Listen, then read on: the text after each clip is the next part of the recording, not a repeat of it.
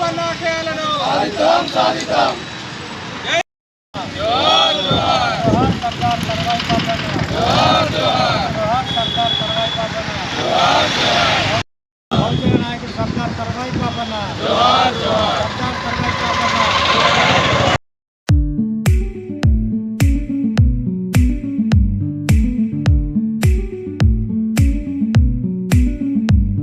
నవీపేట మండల కేంద్రంలో నవీపేట గౌడ సంఘం ఆధ్వర్యంలో సర్దార్ సర్వాయి పాపన్న మహోదయ యొక్క 376వ జయంతి కార్యక్రమాన్ని ఈరోజు నిర్వహించడం జరిగింది.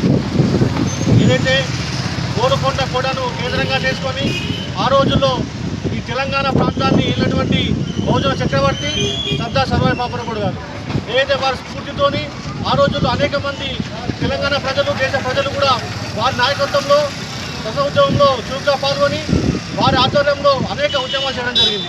వారు ఈ దేశం కోసం స్వతంత్ర ఉద్యమం కోసం అనేక రకాలుగా త్యాగాలు చేసినటువంటి బహుజనుడైనటువంటి రాజు ఈ యొక్క సర్దార్ సర్వాయి పాపన్న గౌడ్ గారు.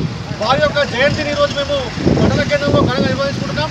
అదేవిధంగా ఏదైతే రాష్ట్ర ప్రభుత్వం వారు చేసినటువంటి సేవలను గుర్తించి ఏదైతే తెలంగాణ యొక్క బహుజన చక్రవర్తిగా వారు ఏదైతే ఆనాడు ఆ కాలంలో అందరినీ ఏకతాటిపై తీసుకొచ్చి ఈ యొక్క దేశ ప్రభుత్వం కోసం ఏ విధంగా పోరాటం చేశారో వారి యొక్క వృత్తులకు చిహ్నంగా ఈరోజు ట్యాంక్ బండ్పై వారి యొక్క విగ్రహావిష్కరణ కార్యక్రమం కలవడం ఉన్నా మేము ఈరోజు నవపేట గౌడ సంఘం సభ్యులందరం కూడా వారి యొక్క విగ్రహావిష్కరణ కార్యక్రమానికి ఈరోజు అందరం కూడా నవపేట నుంచి చలో హైదరాబాద్ కార్యక్రమానికి బయలుదేరుతూ ఉన్నాం.